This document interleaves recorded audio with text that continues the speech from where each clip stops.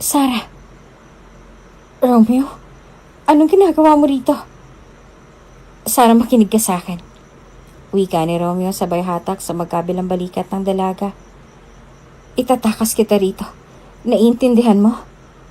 Hindi pwede. Sigaw ni Sarah sabay tulak sa kaharap na lalaki. Naririnig mo ba yung sarili mo, Romeo? Sarah. Hinawakan ni Romeo ang braso ng kaharap na babae at laking gulat niya nung bigla itong napapikit. Nung tignan ni Romeo ang braso nito ay kitang-kita niya ang isang kulay berdeng pasa nito. Wala siyang ideya na aksidente niya pala itong nahawakan, kaya muli siyang napatingin sa mukha ng babae. Natabi mo ba to sa kung saan? O may nanakit sa'yo? Seryosong tanong ni Romeo. Magsabi ka ng totoo sa akin, Sarah. Inalis ni Sarah ang kamay ng lalaki sa kanyang braso at saka bumuntong hininga. Ano naman sa'yo ngayon? Tanong ni Sarah. Romeo, hindi mo kailangang sagipin ako sa lahat ng gusot na pinupuntahan ko. Paano kung ako mismo ang may gusto na sagipin ka? Tanong pabalik ni Romeo. Hindi ko kailangan ng tulong mo, Romeo. Malamig na bulong ni Sarah. Kaya kong sarili ko. Ngayon kung gusto mong makatulong, umalis ka na. Dagdag ni Sarah. Baka may makakita pa sa'yo. Pero Sarah, napatigil sa pagsasalita si Romeo nang biglang may marinig silang sunod-sunod na katok mula sa pinto. Sarah, tapos ka na ba? Sigaw ng ina ni Sarah mula sa labas. Bilisan mo at napakarami ng tao sa labas. Nagkatinginan ng dalawa nung napansin nilang may nagbukas ng pinto. Kung bago ka pa lang sa channel na ito, Ate Jane TV, huwag kalimutang pindutin ang notification bell and subscribe button. Sana po hindi naman malaking abala sa inyo ang pagpindot ng subscribe button dahil ang kapalit po nito ay ang pagsuporta para makapag-produce ng mga libreng stories sa mga channels ni Ate Jane. Maraming salamat!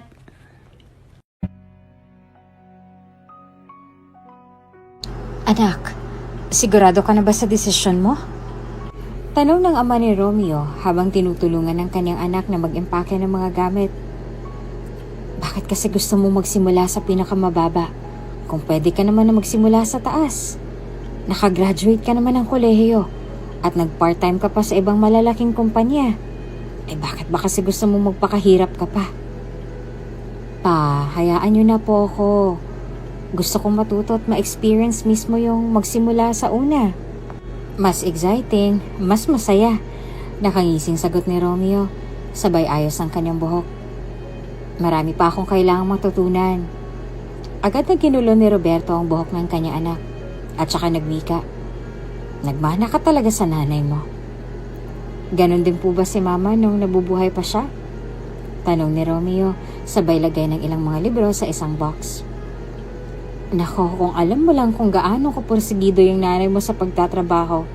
Kahit buntis na siya kay Chloe, ayaw pa rin paawat sa pagtatrabaho.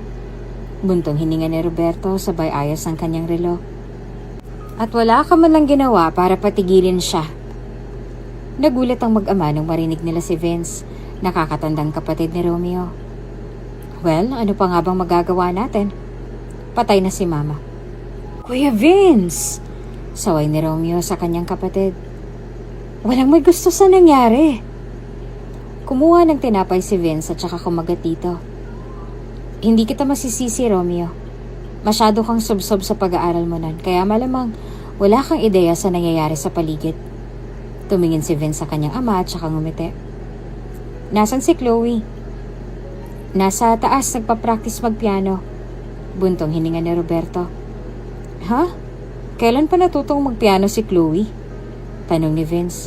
Maya-maya ay napansin niyang may isang taong nasa bintana. Kaya agad itong natawa. Hoy, Chloe, saan ka nang galing? At bakit sa bintana ka dumaan? Mabilis na napatingin si Romeo at Roberto sa bintana. Dahilan para matawa rin sila. Nahuli nilang nasa bintana si Chloe na mukhang galing sa galaan at inumaga na ng uwi. Sa susunod, agahan mong pag-uwi. Tatakas ka na nga lang, hindi mo pagagalingan. Saway ni Vince. Nung tuluyan na makapasok ang dalaga sa loob, ay agad itong nagtungo sa kinaroroonan ng magkakapatid. Papa, ang sakit ng ulo ko. Bulong ng dalaga sabay yakap sa kanyang ama. Kasalanan mo yan. Imbes na pumirmi ka sa bahay, naglalalabas ka. Sabat ni Romeo sabay buhat ng isang box. Nga pala, hindi na kita matuturuan sa science dahil magtatrabaho na ako. Talaga? Bakit kailangan mo umalis sa bahay? Tanong ni Chloe. Mag-aasawa ka na ba? Gusto ko na kasing maging independent, Chloe. At saka gusto kong matuto sa buhay mag-isa. Sagot naman ni Romeo.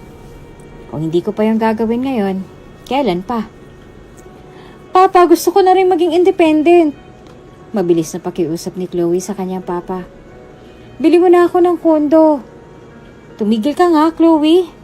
Saway ni Vince na hindi mo nga magawang magligpit ng pinagkainan mo tapos gusto mo pang bumukod. Kuya naman eh. Reklamo ni Chloe. Minsan na nga lang ako mag-wish eh. Kapag graduate ka na ng senior high, ibibili kita ng kondo. Wika ni Vince sabay inom ng kape. Sa ngayon ay mag-aral ka na muna ng mabuti at iwas-iwasan mo ng pag-uwi ng umaga. Ito rin kasing si Papa kung anong hinigpit mo sa amin ni Romeo, iyon namang kinaluwag mo kay Chloe.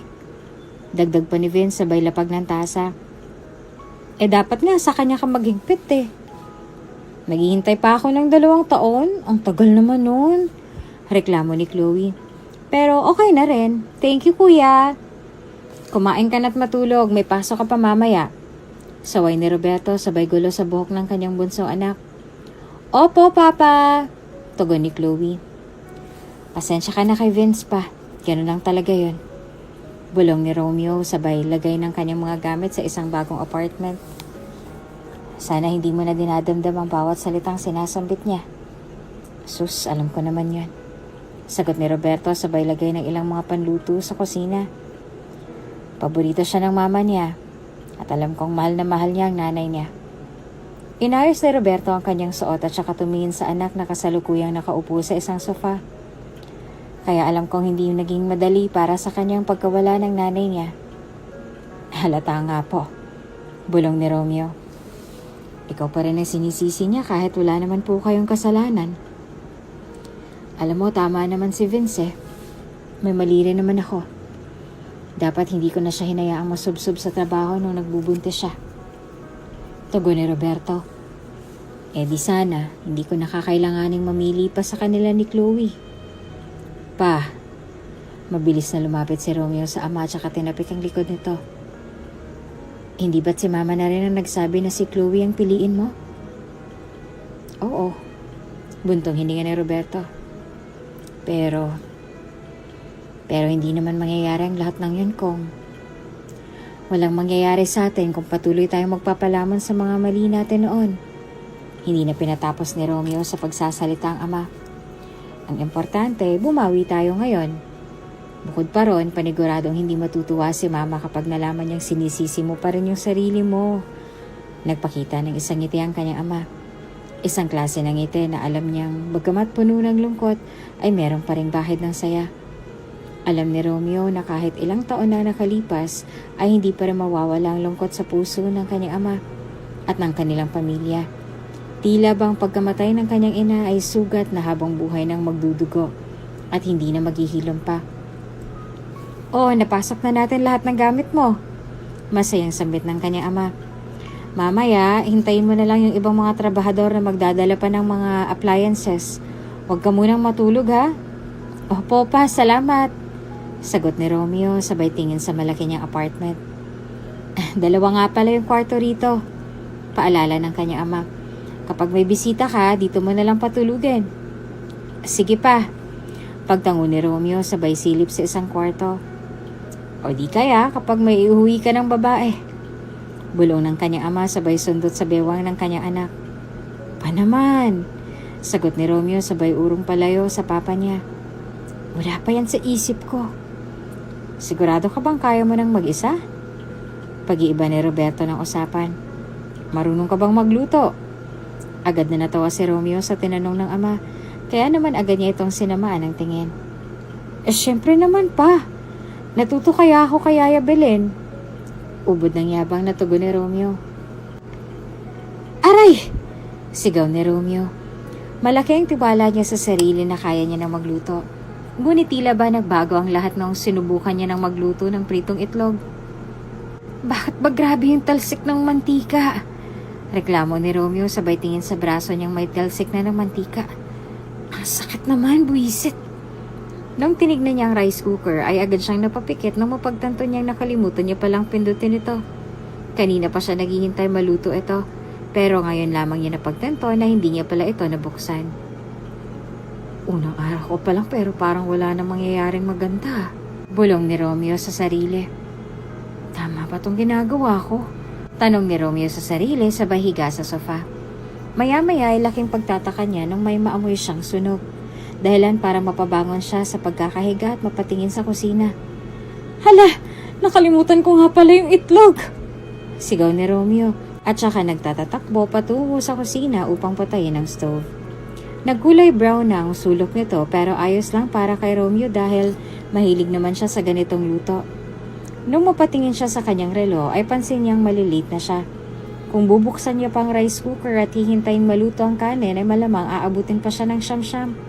Dahil dito ay napagdesisyon na lamang niyang papakin ang pritong itlog at saka nagtungo sa banyo upang maligo. Nung matapos ay agad siyang nagbihis at nagtatatakbo palabas ng kanyang apartment. Pakiramdam niya ay isa siyang bida sa isang teleserye dahil pansin niya na kadalasan ganito ang nangyayari sa mga palabas na pinapanood nila. Dahilan kung bakit siya napangiti habang nakasakay sa jeep. Naaantala ang kanyang pagmuni-muni noong may kumalapit sa kanya. Kuya, hanggang dito na lang, sambit nito. Ha? Nagtatakang tanong ni Romeo. Ano pong ibig niyong sabihin? Hanggang dito na lang po yung jeep namin. Nung mapatingin si Romeo sa labas ng jeep ay agad nanlaki ang kanyang mga mata. Lagpas na po ata kayo sambit ng driver. Agad na dumukot ng 100 peso bilang binata at saka ibinigay sa katabing konduktor. Mabilis na tumalon si Romeo at saka nagtatatakbo papunta sa opisina ng kanilang pamilya. Sorry, nalate ako. Hinihingal na sambit ni Romeo sabay suot ng kanyang sombrero. Saan ako maa-assign? Tanong pa niya sa isang lalaking kasalukuyang nakatingin sa isang notebook. Hay nako, Romeo. Buntong hininga ng isang lalaki sa kanyang likuran. Unang araw mo pa lang, late ka na agad. Nung mapalingon si Romeo ay nakita niya ang kanyang kuyang si Vince. Good morning, sir. Bati ni Romeo sa nakakatanda. Mabilis nang ngumisi ito at umiling. Magkapatid naman tayo kaya hindi mo na ako kailangang tawaging sir. Sagot ng kanyang kapatid sabay kuha ng isang folder. Anyways, tingin ko tama ang desisyon mo na magsimula sa pinakamababa. Dahil hindi ko ata matatanggap na ang kapatid ko ay magiging panggulo sa mga investors. I know. Lahat naman tayo nagkakamali sa una, hindi ba? Tanong naman ni Romeo. Nung first day mo ba maganda yung record mo? Oo. Maikling sagot ni Vince. Andito na ako sa opisina 2 hours before my shift. Ganon ako kadesidido. Kaya masasabi ko lang kung laging ganyan ang ipapakita mo, hindi ka talaga makakaakyat sa ladder. Dagdag pa nito sabay ayos ang kanyang salamin. Oh, wag mo rin idahilan na dahil bagong lipat ka, ginusto mo maging independent, hindi ba? I know. Hindi mo naman kailangang ipamukha sa akin yan. Tugon ni Romeo sabay ayos ang kanyang buhok. Nung mapatingin siya sa kanilang paligid ay tila ba nagulat siya nang makita niyang iba pang mga trabahador na nakatayo sa gilid. Alright, good luck to your first day.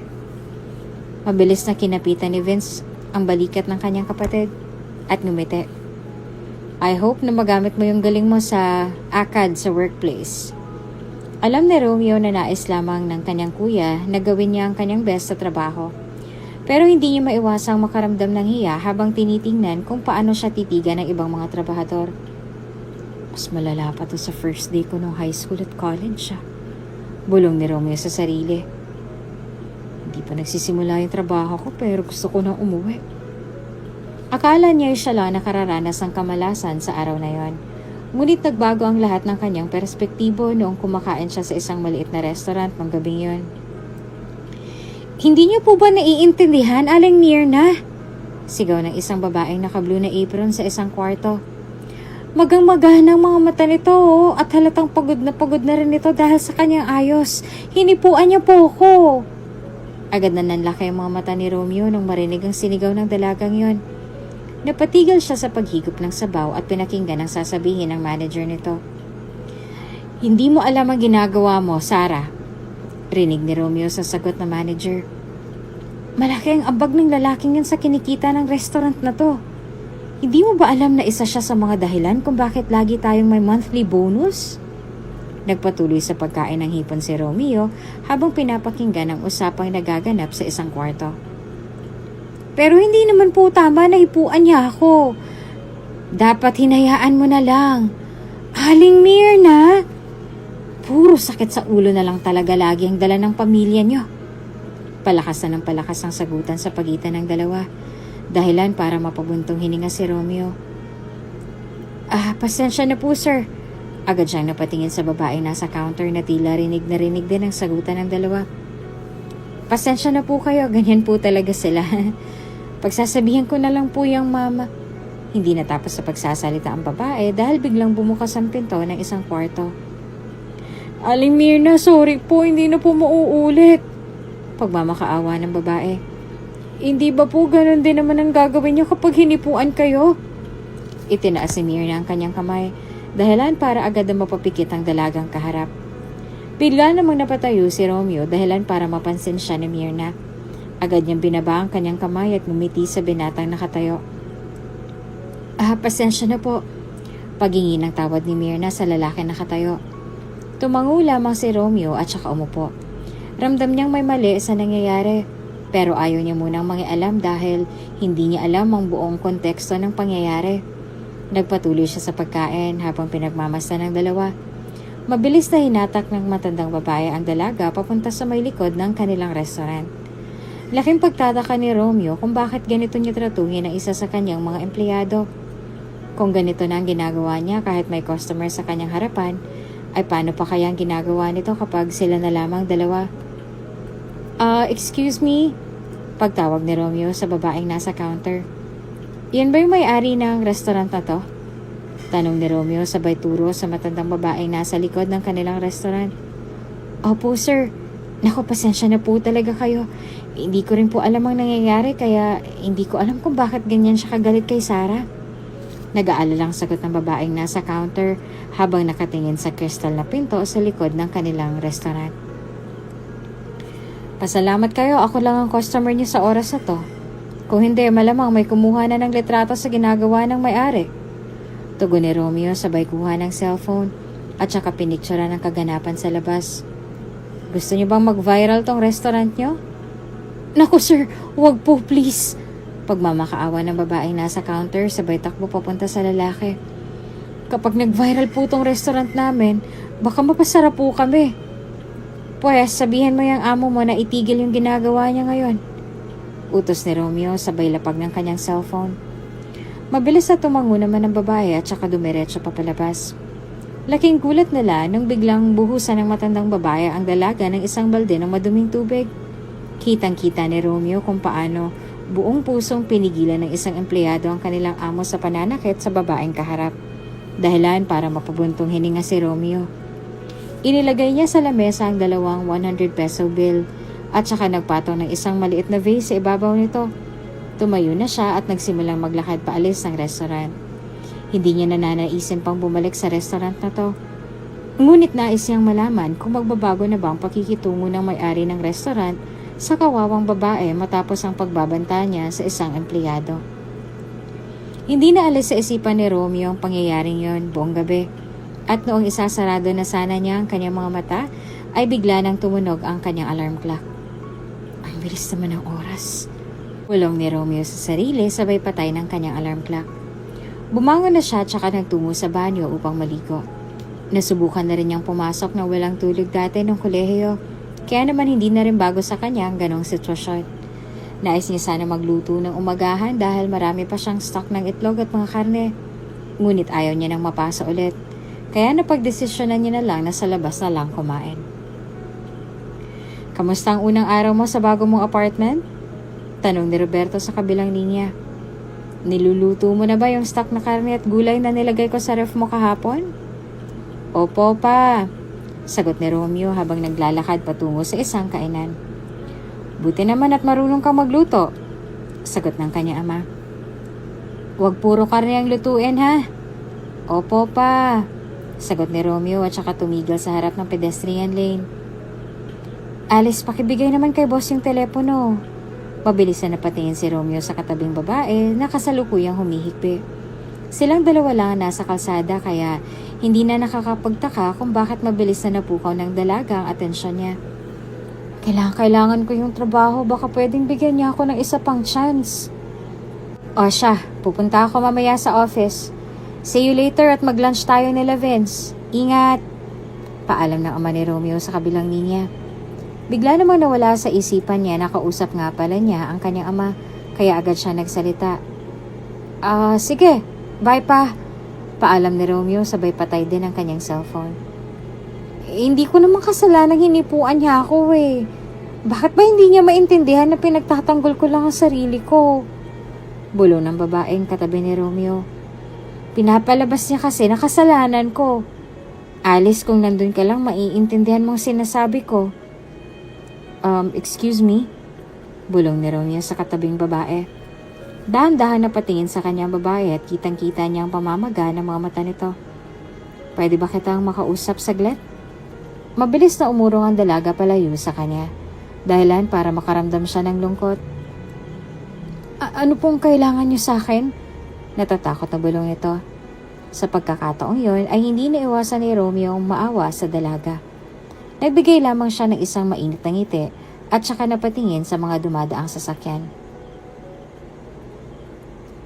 Ano bang gusto mong pag-usapan natin at kinakailangan talagang mag-usap tayo sa loob ng coffee shop? Tanong ng dalaga sa lalaking kasalukuyang umiinom ng kape. Wala po akong pera, utang na loob. May picture ako ng pananakit ng amo mo sa'yo. Pag-iiba ni Romeo ng usapan sabay lapag ng kanyang cellphone. Tumingin siya sa paligid ng coffee shop at saka nagsalita.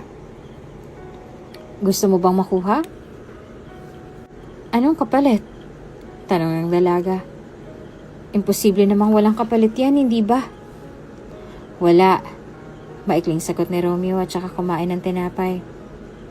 Hindi ako naniniwalang walang kapalit. Tugon ng dalaga at saka tumayo ito. Lalaki ka, babae ako. Obvious naman kung anong gusto mo. Mahirap pong paniwalaan na wala akong hinihiling na kapalit. Bulong ni Romeo at saka ibinaba ang hawak na tinapay. Hindi ba pwedeng isa lang akong concerned citizen? Alam ko ng mga ganyang estilo ng mga lalaking katulad mo.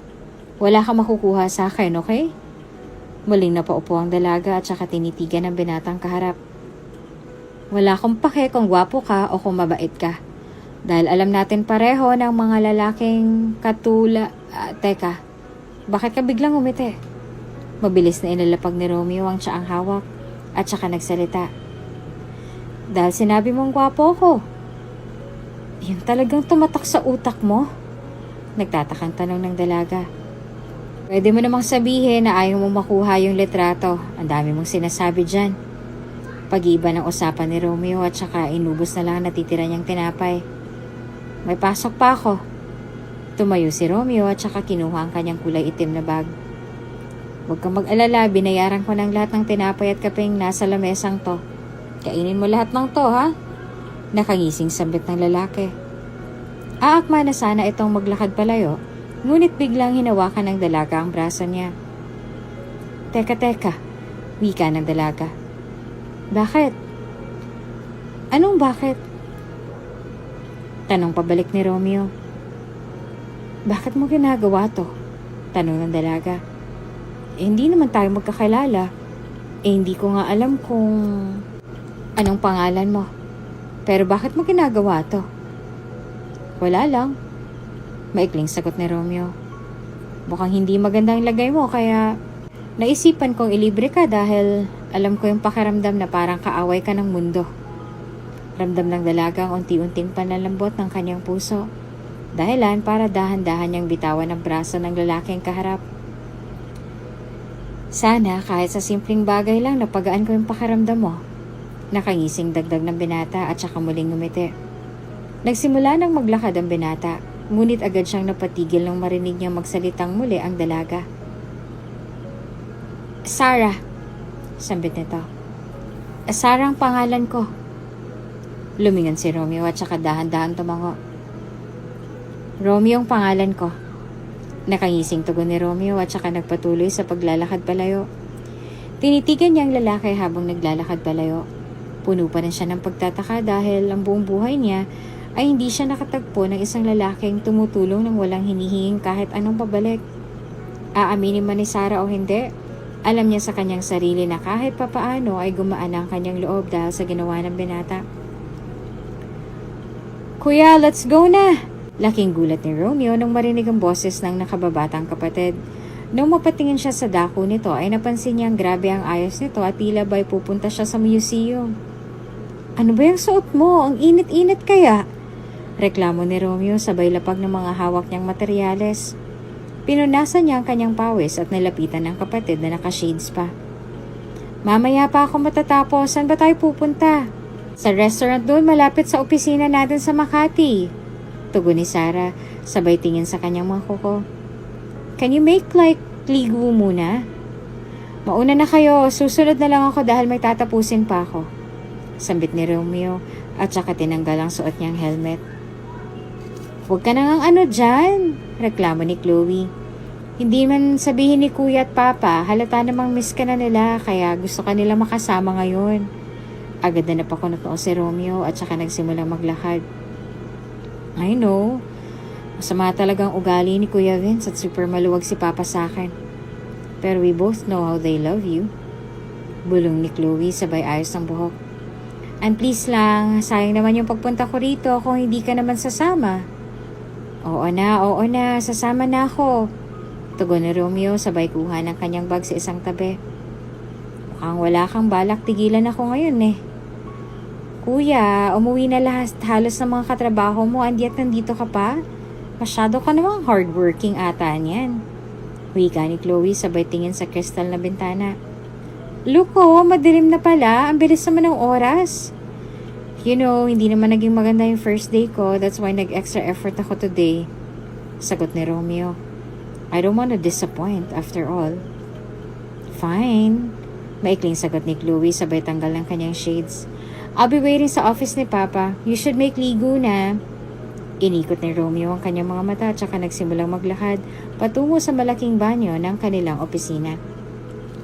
Mabuti na lamang at nagdala siya ng extra na pang-alis at underwear dahilan para hindi siya mamproblema sa kanyang susuotin. Nung matapos siyang maligo ay agad siya nagtungo sa office ng kanyang ama at doon ay nadatnan niya ang tatlo na nakaupo na at nakatingin sa isa't isa. Oh, buti andito ka na. Wika ni Vince. Akala ko'y bukas ka pa matatapos maligo eh. Asar pa nito. Gumisi lamang si Romeo at saka umupo sa may isang sofa. Buti hindi mo nasunog ang apartment sa unang araw mo. Asar pa ng kanyang ama sabay sarado ng isang makapal na libro. Correction, hindi pa. Natatawang sagot ni Romeo. Weh, tugon ni Vince. Sabi ko naman kasi sa'yo, Papa, hindi pa handa tong si Romeo. Hayaan mo na at matututo rin naman ang batang yan. Tinitigan lamang ni Romeo ang dalawa habang nagtatalo. Kahit kailan ay wala pa rin pinagbago ang dalawa. Marahil mahirap nga talaga kapag nagsama ang dalawang ayaw magpatalo sa mga debate. Oh my God! Itigil nyo na nga yan! Reklamo ni Chloe. Anong oras na I'm hungry na. Ngunit kahit anong pagtatalo ng dalawa, kitang-kita naman na wala silang panlaban sa kanilang nag-iisang prinsesa.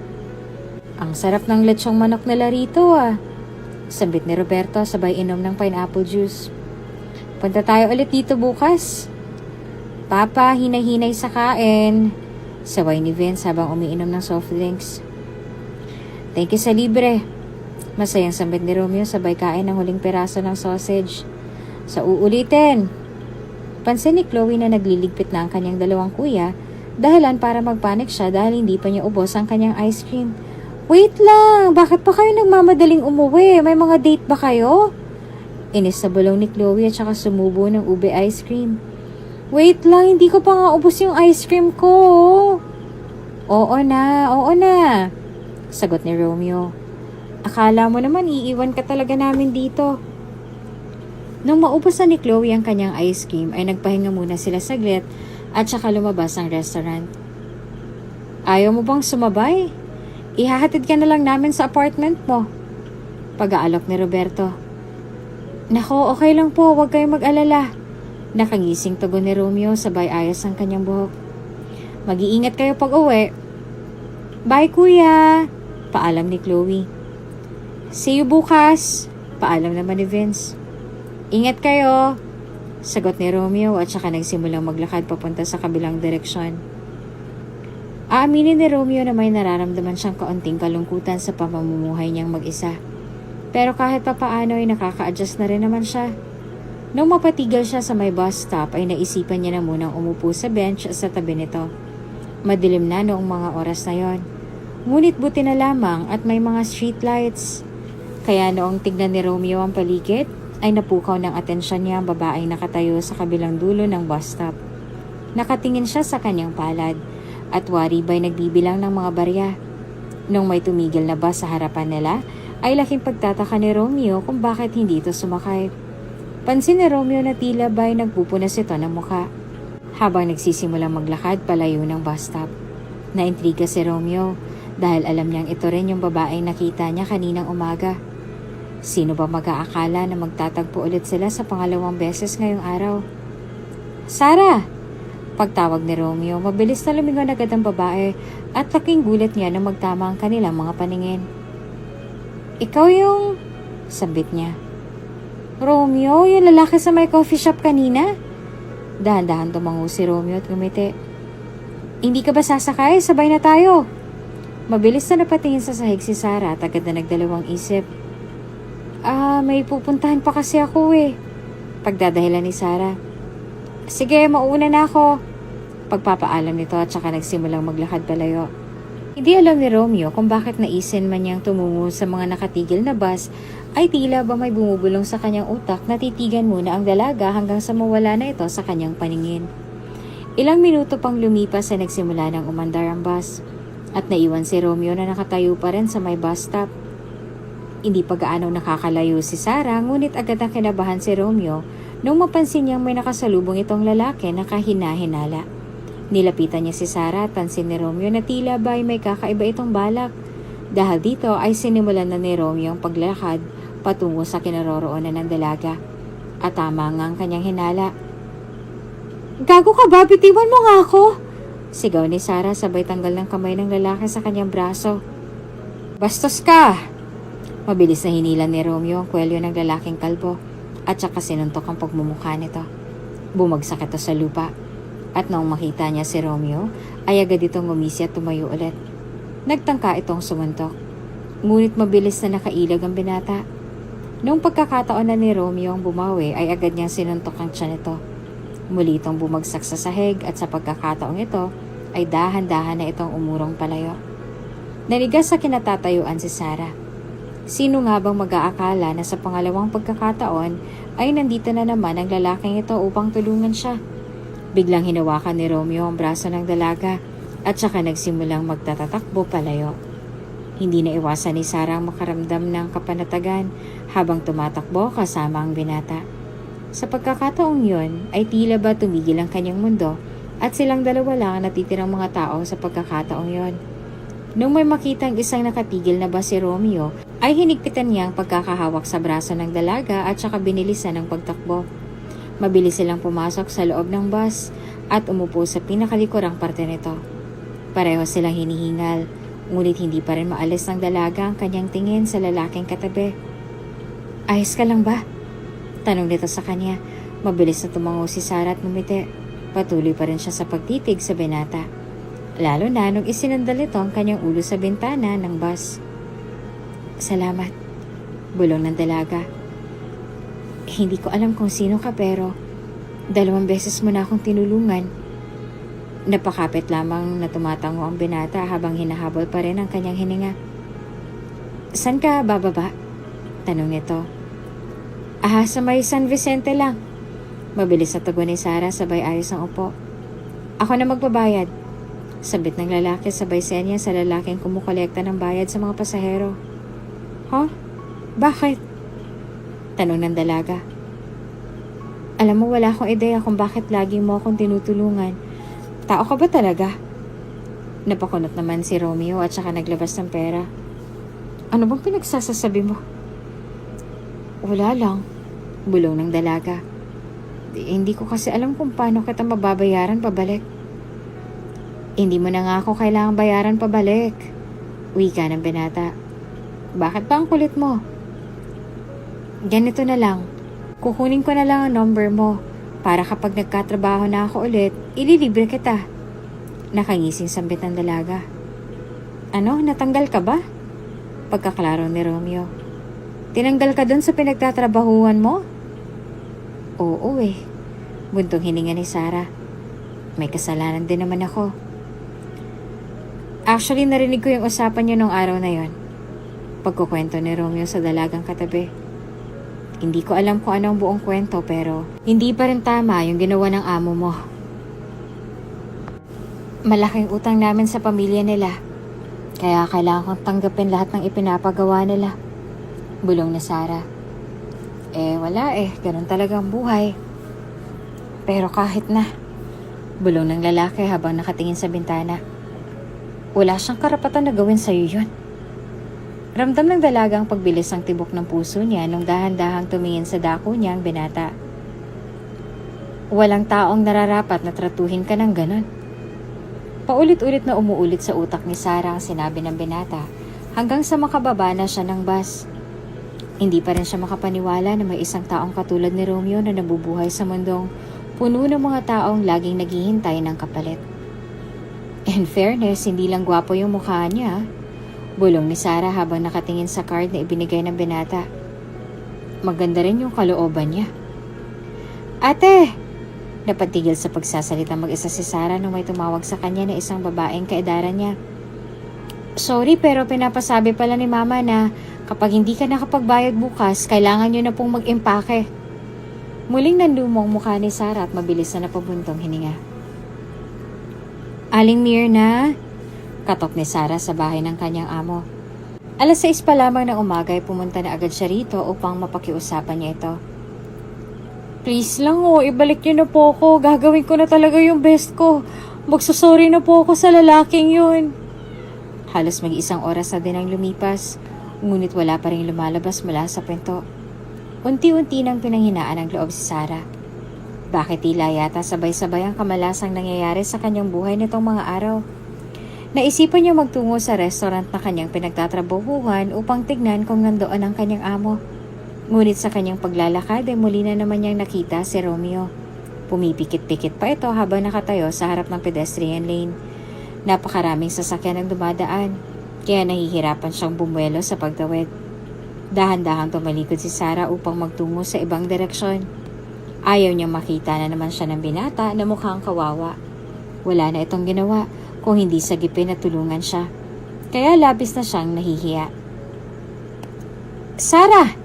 Mabilis na napapikit ang dalaga nung makarinig siya ng pamilyar na boses. Nung tumalikod siya ay nakita niya si Romeo na naglalakad patungo sa kanyang kinatatayuan. Saan ang punta mo? Tanong ng binata. Pupunta ako dun sa amo ko sa restaurant. Buntong hininga ni Sarah. Makikiusap ako sa kanya. Gusto mong ipakita ko sa kanya yung picture nung kinawawa ka niya? Pag-aalok ng lalaki. Takutin natin siya para makabalik ka na. Naku, wag po. Ayoko ng bulo. Umiiling na sagot ni Sarah. Susubukan ko lang ulit na makiusap kasi kailangan ko ng pera para makabayad na ako sa bahay. Malapit na kasi ako mapalayas eh. Mabilis na nakaisip ng ideya si Romeo kaya agad siyang napangiti. Kung gusto mo, doon ka muna sa bahay ko tumuloy. Pagpipresenta ng lalaki. 2 naman yung kwarto ron. Agad na nalaki ang mga mata ng dalaga. Alam niyang mabait naman ang lalaki pero hindi niya maiwasan na mabigla sa alok na to. Huwag kang mag-alala, wala akong balak sa'yo. Isipin mo na lang na parang kontrata yon. Dagdag ng lalaki. Ikaw na lang magluto ng kakainin natin. Wala ka nang poproblemahin sa stock ng mga pagkain dahil linggo-linggo naman ako nag-grocery. Ha? Teka. Nagugulo ang tugon ni Sarah. Wala akong maintindihan. Anong ibig mo sabihin? Habang naghahanap ng trabaho, dun ka muna sa bahay. Kalmado ang sabi ng lalaki. Wala akong kasama sa bahay, so wala kang dapat alalahanin.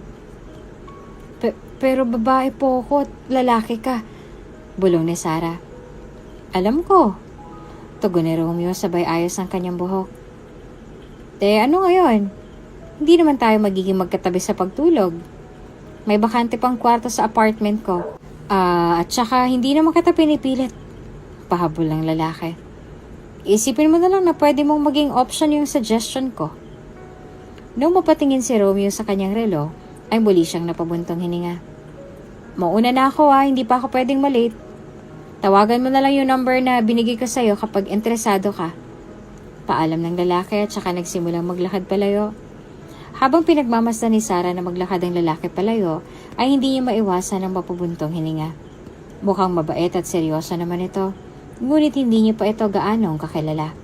Bukod pa rito ay sino ba ang taong nasa tamang pag-iisip na mabilis na mag-aalok na maging kasama sa bahay ang isang taong hindi pa niya gaanong kilala. Hindi po kita gaanong kakilala, bulong ni Sarah. Pero sa ngayon mukhang wala akong choice. Hindi naman pwedeng umuwi sa probinsya si Sarah dahil siya ang bumubuhay sa kanilang pamilya. Kung uuwi siya, ay wala rin siyang maibibigay dahil wala na siyang trabaho. Kaya kahit hindi gaano maluwag sa kanyang kalooban, ay umupo siya sa isang bench at tinitigan ang card na ibinigay ng lalaki. Mauna na ako, pre. Paalam ng isa sa mga kasamahan ni Romeo sabay suot ng jacket. Ingat ka! O sige, ingat ka rin. Paalam ni Romeo sabay lapag ng isang sako. Tatapusin ko lang yung pag-uurong nitong mga sako at uuwi na rin ako maya-maya.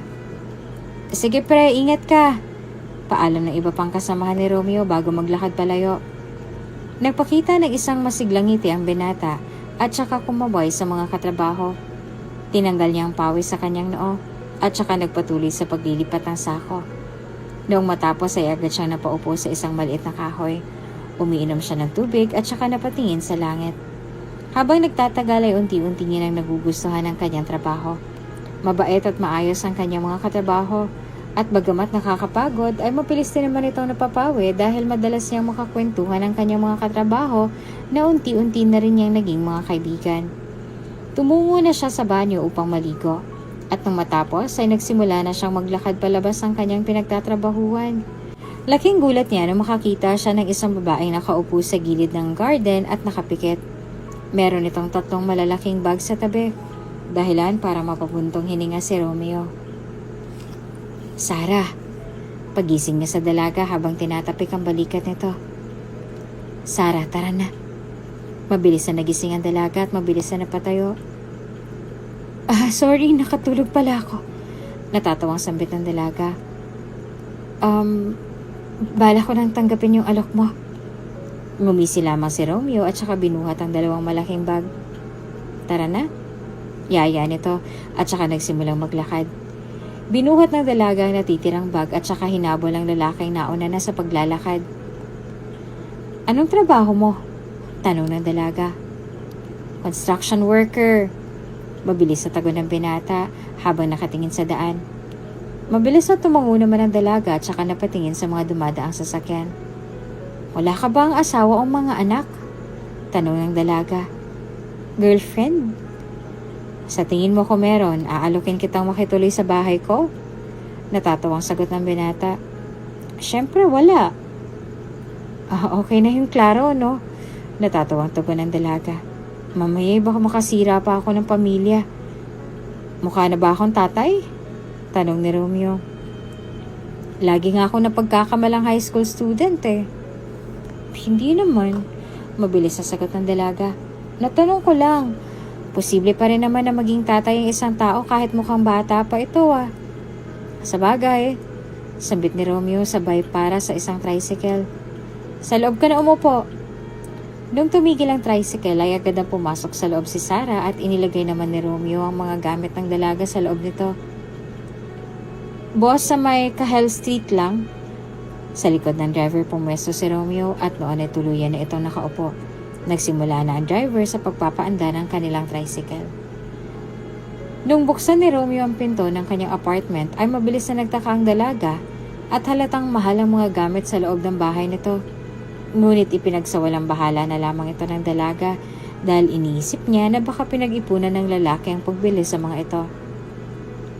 Kukunin ko lang yung extra foam dun sa kwarto ko at ililipat ko sa may kabilang kwarto.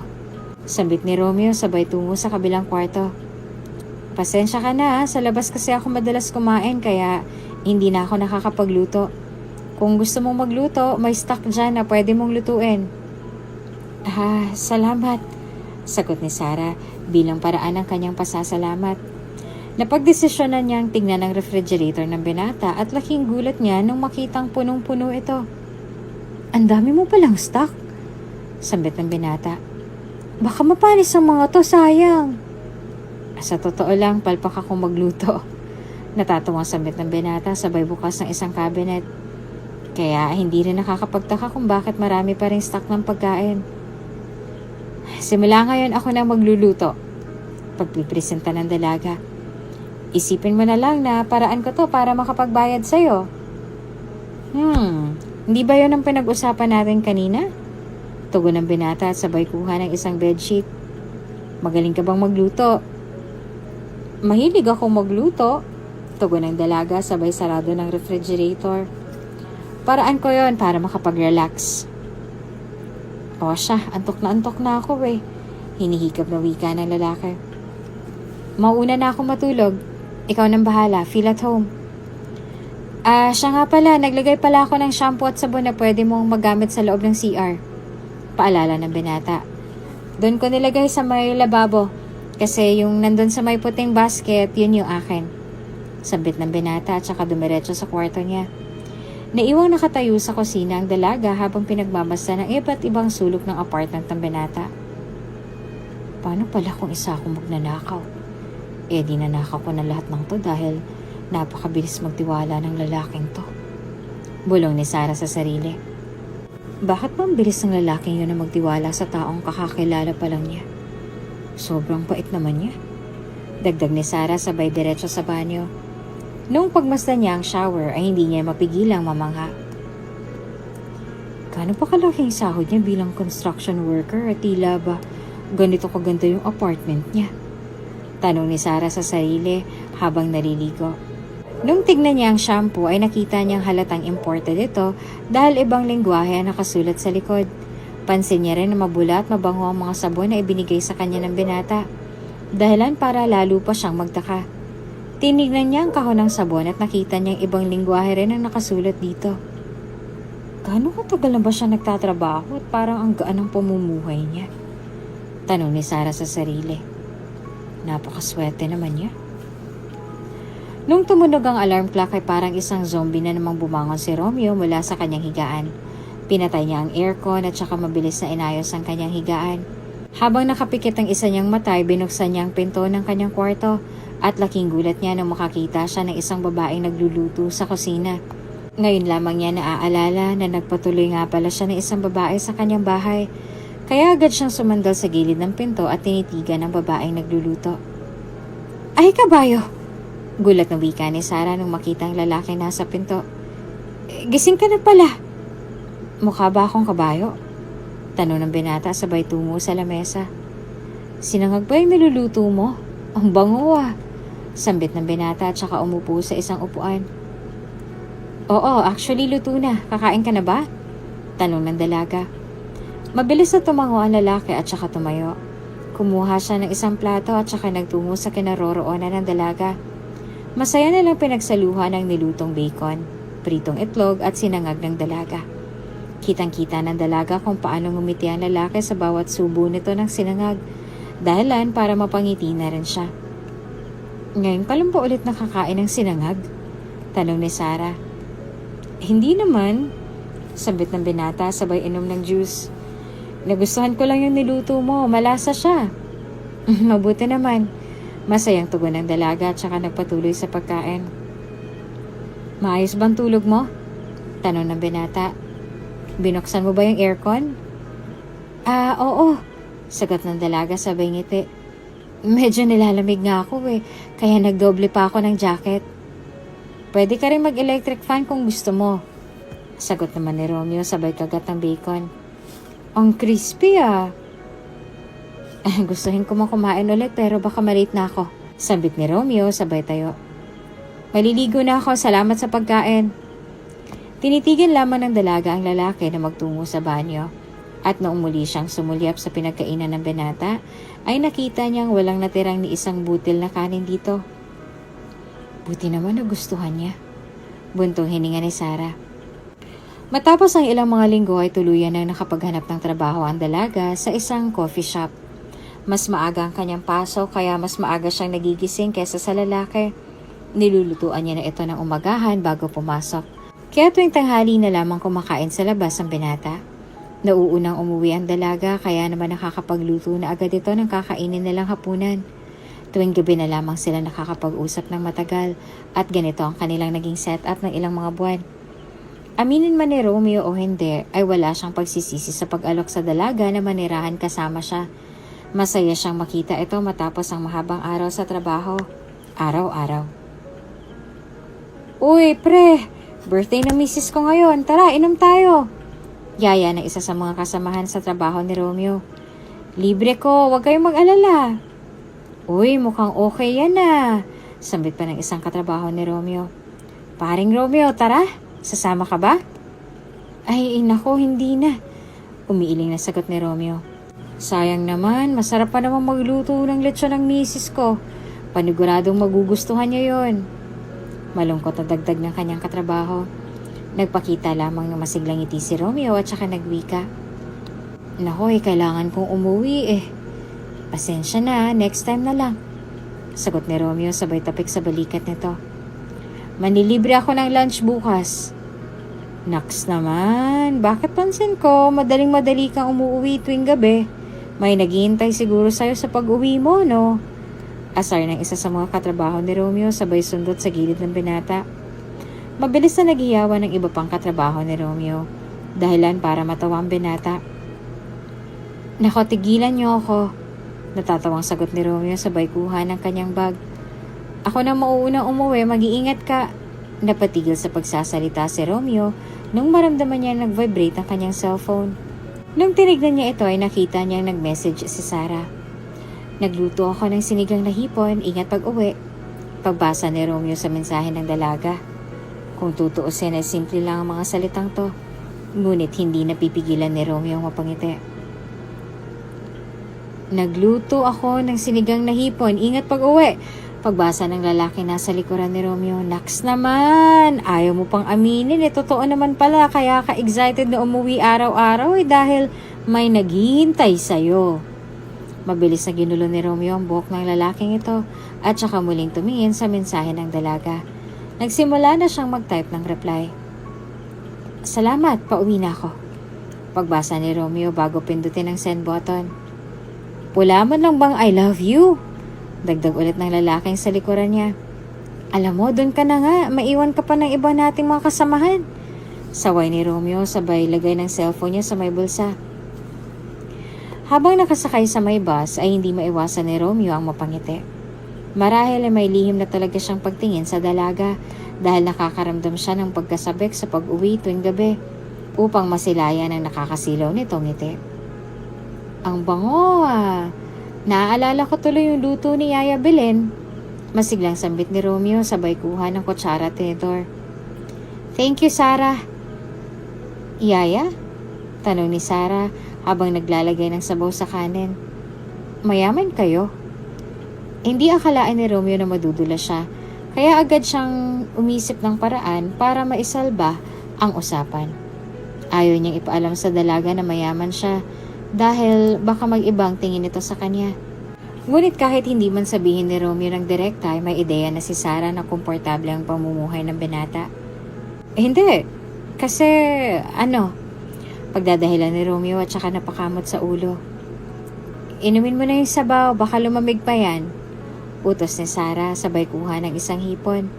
Nung humigop si Romeo ng sabaw ay ramdam niya ang hagod nito sa kanyang lalamunan papuntang tiyan.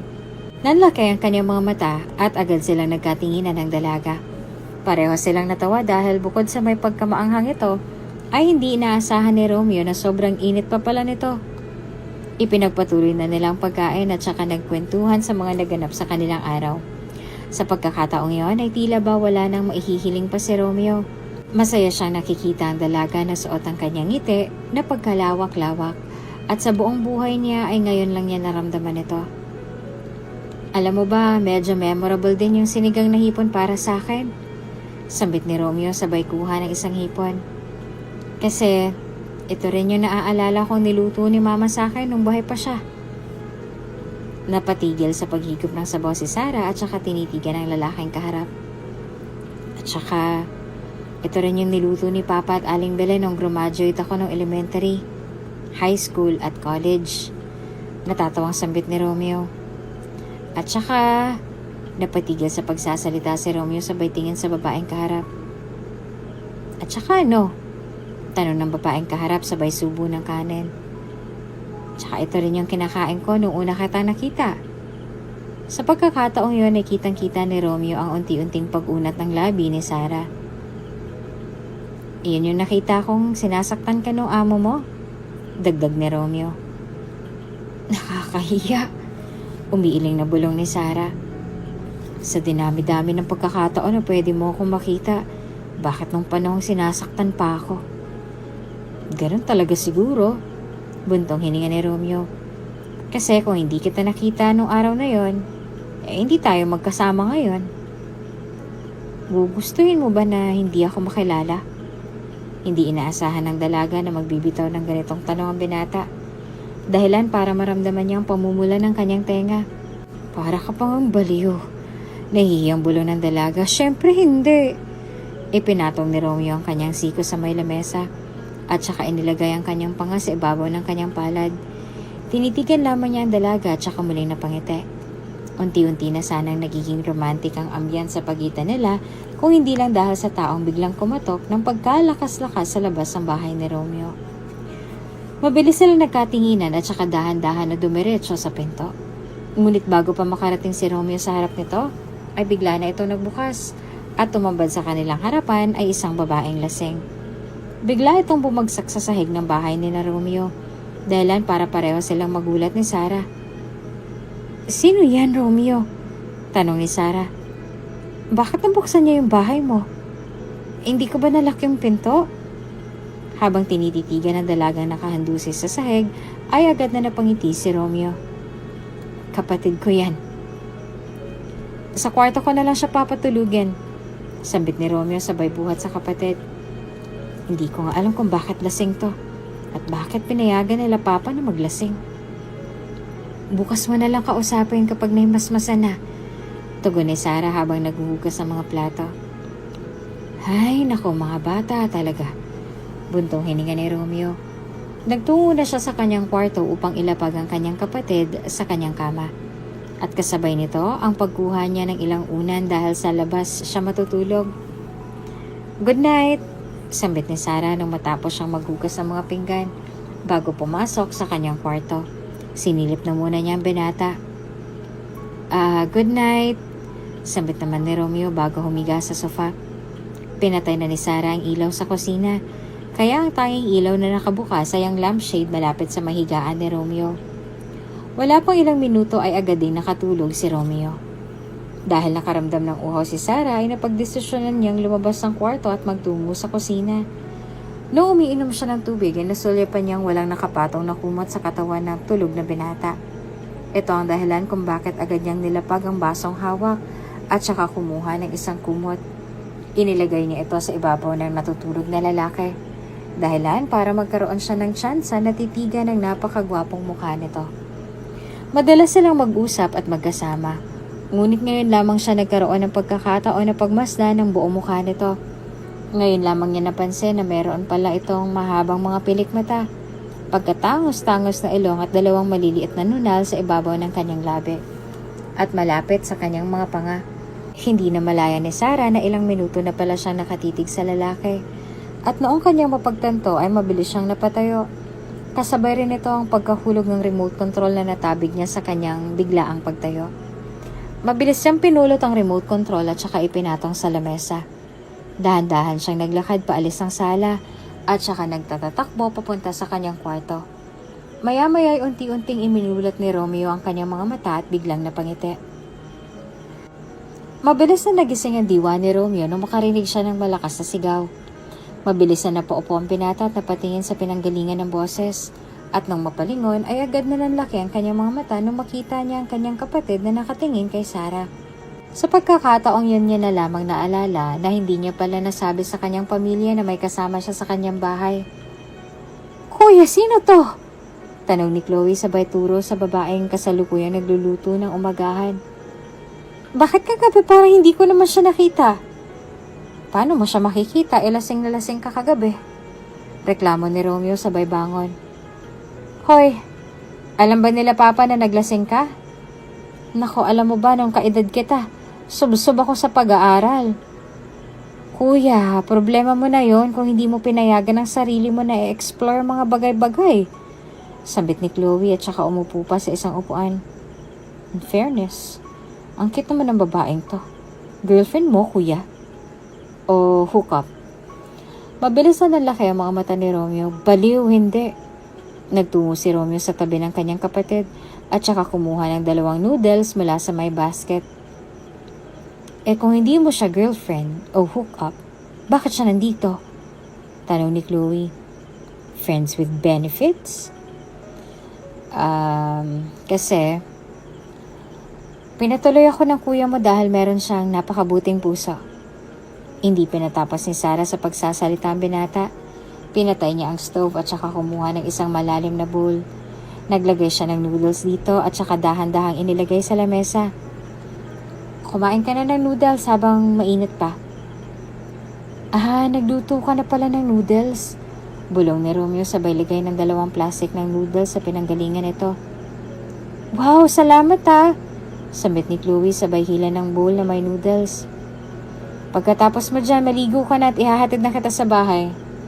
Utos ni Romeo. "Nako, lagot ka kay Vince.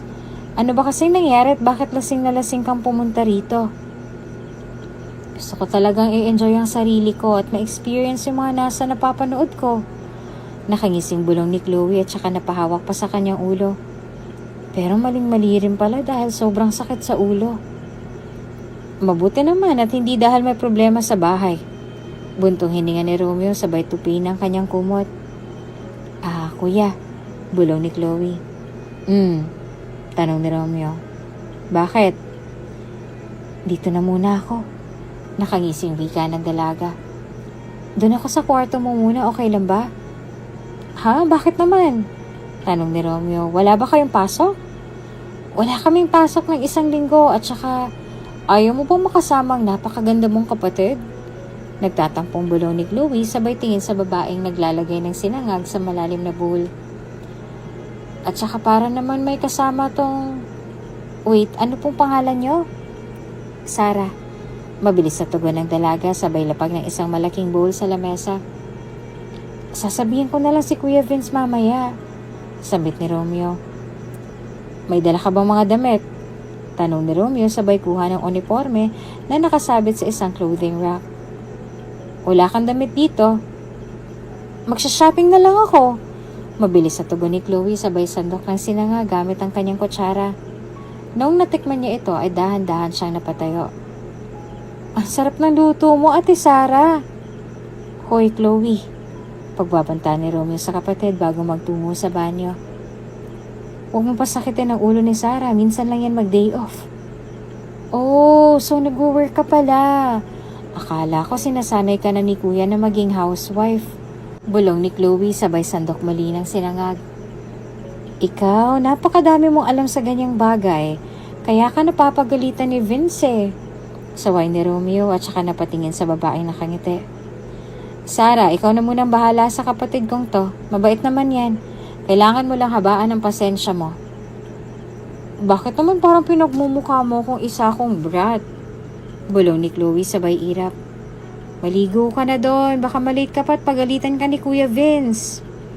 Mabilis na nagtungo si Romeo sa may banyo upang maligo at naiwan naman si Chloe na nakatingin sa dalagang nakatayo sa may gilid ng lababo.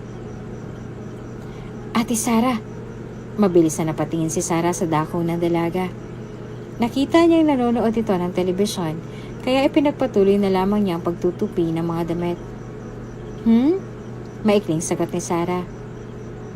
Paano kayo nagkakilala ni Kuya? Tanong ni Chloe. I just wonder kung bakit hindi kanya nakukwento sa amin. Hindi ko alam kung maniniwala ka pero... Panimula ni Sarah.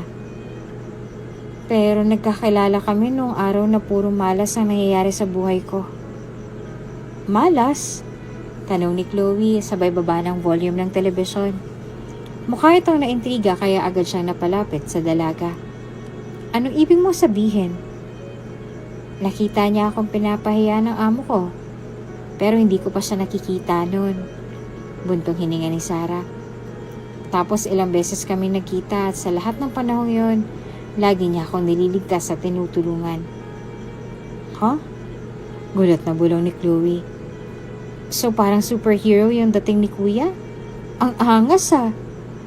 Sa totoo lang, kung magbabalik tanaw ako, totoo nga na para bang hindi ka panipaniwala na lagi siyang nandun tuwing kailangan ko ng tulong. Nakangising wika ni Sarah. Pero kailanman, hindi siya humingi ng kapalit. Kaya nung una, nagduda ako sa kanya. Tila ba nagliwanag ng mga mata ni Chloe matapos marinig ang sinambit ng babaeng kaharap. Talaga? As in wala? Tanong ni Chloe. Teka. So, ano real score sa inyong dalawa? Wait, may boyfriend ka ba? Wala akong boyfriend. Sagot ni Sarah. At walang namamagitan sa amin. Araw-araw kayong magkasama sa iisang bubong. Tapos wala pang namamagitan sa inyo? Puno ng pagtataka na bulong ni Chloe sabay iiling. Hay nako, wag niyo na nga akong pinaglololo ko. Posible naman na maging magkaibigan ng isang babae at isang lalaki, hindi ba? Tanong ni Sarah. Hindi naman kailangan lagyan ng mali siyang lahat ng bagay lagi. Sa bagay, bulong ni Chloe. Pero ayaw mo bang subukan na mag-risk? Agad na napakunot ang noo ni Sarah sa sinabi ng katabing dalaga. Worth the risk naman ng kuya ko, hindi ba? Tanong ni Chloe. Bagamat alam ni Sarah na nagpapahiwatig ang binata ng kanyang nararamdaman kahapon, ay hindi ito sapat sa kanya upang malaman ng tunay na nararamdaman ng binata. Kailangan niya itong marinig mismo mula sa labi ni Romeo upang tuluyan na siyang maniwala. Oo, sa tingin ko, oo. Bulong ni Sarah. Pero ayoko masira yung pagkakaibigan namin. Agad na napahawak sa bunganga si Chloe at saka napagdesisyon ang patayin ang telebisyon. Finrendzone ka ba ng kuya ko? Gulat na tanong ni Chloe. Yung lalaking yun talaga. Kukutongan ko talaga yun pag uwi mamaya. Mabilis na umaling si Sarah at saka natawa. Nako, hindi. Ang ibig sabihin ko lang ay parang magkaibigan lang ang tingin namin sa isa't isa. Depensa ni Sarah. Sobra akong thankful sa kuya mo. Dahil kung hindi dahil sa kanya, wala akong tinutuluyan ngayon. Kung sakaling mag-confess man ako at i-reject niya ako, magiging awkward yung presensya ko dito sa bahay. Muling naglaki ang mga mata ni Chloe nung marinig niyang sinabi ng kaharap ng dalaga. Ibig sabihin may gusto ka sa kuya ko? Bulong ni Chloe. Kasi, hindi ka naman magko-confess kung... Pansin ni Chloe ang unti-unting pamumula ng mukha ng nakakatanda. Kaya agad siya napatili sabay hampas dito. Nako, sabi ko na nga be. Bulong ni Chloe sabay hawak sa balikat ng dalaga. Totoo nga talaga yung mga napapanood ko sa mga romance movies. Imposibleng tumira ang isang babae at lalaki sa iisang bubong nang walang nahuhulog na isa sa kanila. Mabilis na hinatak patayo ni Chloe si Sarah at saka ngumiti. Magsha-shopping tayo. Parang bagay sa'yo to. Bulong ni Chloe sabay bigay ng maikling dress sa dalaga. Hindi ba't parang masyadong maikli? Tanong ni Sarah. Sabay tingin sa dress na binigay ng dalaga. At saka hindi naman ako nagsusuot ng sleeveless. Pero parang mas bagay sa'yo to. Sambit ni Chloe sabay bigay ng isa pang hanger na may kalakip na kulay pulang dress. Actually, mukhang bagay naman sa'yo lahat ng to eh. Nasa sayo na lang kung anong trip mo sa mga yan. Sa tingin mo, okay lang lahat ng to sa akin? Tanong ni Sarah. Mabilis na tumango ang dalaga. Isukat mo na, dali! Pagmamadali ni Chloe sa nakakatanda sabay tulak rito papunta sa may fitting room. Lumipas ang ilang oras at kulang na lamang ay doon na sila tumira dahil kahit mabilis na nakahanap ng bagong damit at makeup si Sarah ay iyon namang kabaligtaran ni Chloe. Napakapihikan nito sa pagpili ng mga damit at makeup. Dahilan para tumagal sila sa pagsha-shopping. Kaya kahit malapit nang mapudpod ang doll shoes ni Sarah ay wala siyang magawa dahil kailangan niyang samahan ng dalaga. Masaya naman itong kasama dahil napakarami niyang kinukwento. Tila ba lahat na ng mga kainan na madadaanan nila ay meron siyang nakakatawang istorya. Dito lalong napagtanto ni Sarah na marahil ay mayaman nga talaga ang kanilang pamilya dahil halata ito sa postura at ugali ni Chloe. Alam mo, masarap yung burger nila rito. Gusto mo bang itry natin? Tanong ni Chloe, sabay kagat ng fries.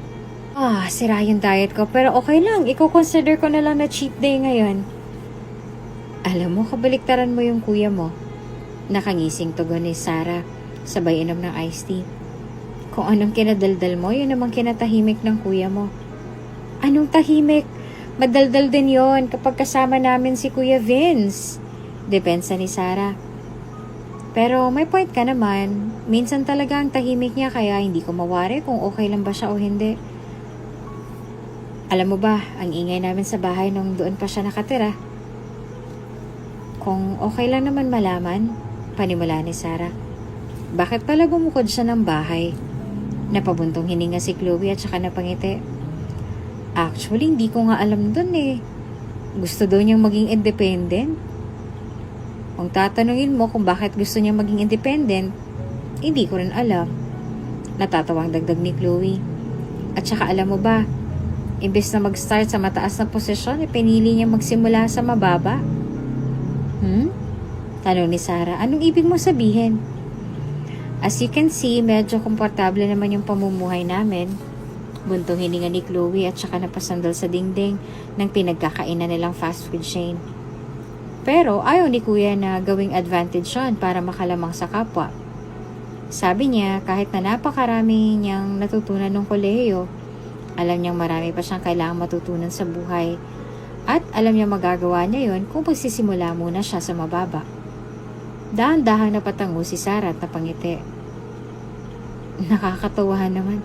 Ganyan pala mag-isip ang kuya mo. Nakangising bulong ni Sarah. Ang cool niya sa part na yon. Cool naman talagang kuya ko, no? Nakangising sagot ni Chloe. Pero mas magiging cool kung magiging kayo. Muling napatingin si Sarah sa kaharap na dalaga at napangiti. I like you, Ate Sarah.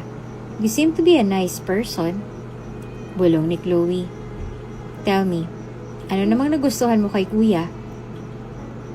Hindi ko maipaliwanag pero alam mo yung pakiramdam na kapag pumapasok siya ng bahay, nagliliwanag yung paligid. Natatawang bulong ni Sarah.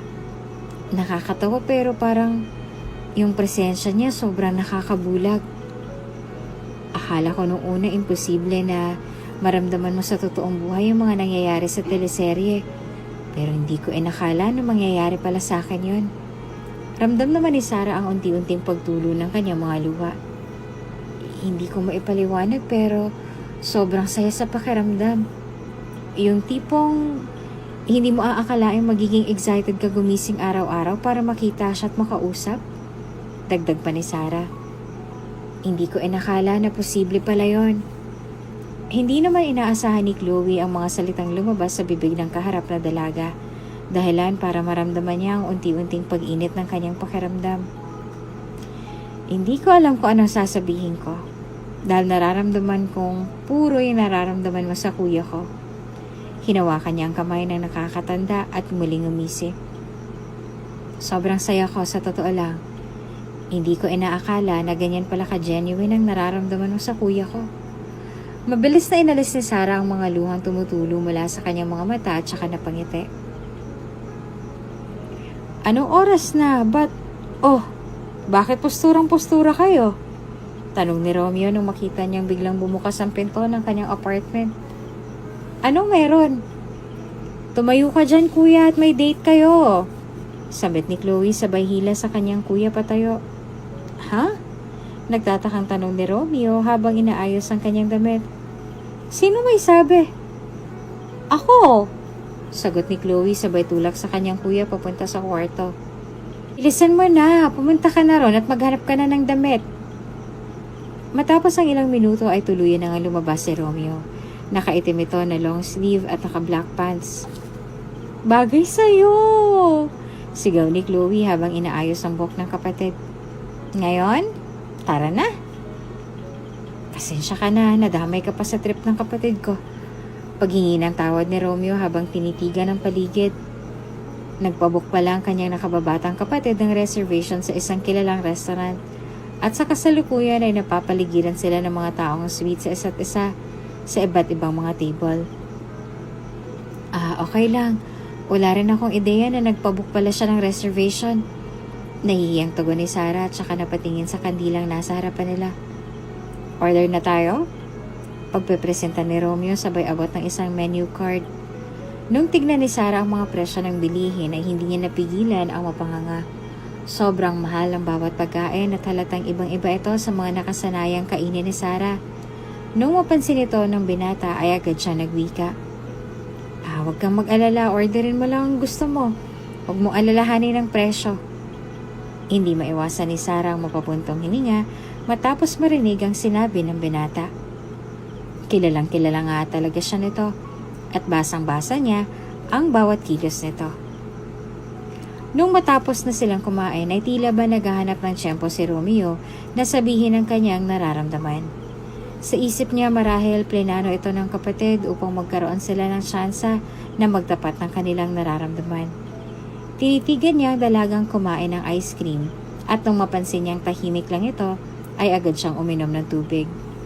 Nung ibubuka niya na ang kanyang bunganga ay nagulat siya nung biglang magsalita ang dalaga. Romeo. Panimula nito at saka inilapag ang kutsara sa may baso. Gusto kita. Nanlaki ang mga mata ni Romeo sa sinabi ng dalaga. Hindi niya inakala na magmumula ang mga salitang yon sa kanyang bibig. Dahilan para magpakita ng gulat na reaksyon ng binata. Sa kabilang banda ay tila ba ibang interpretasyon ng dalaga sa ipinakitang reaksyon ng binata.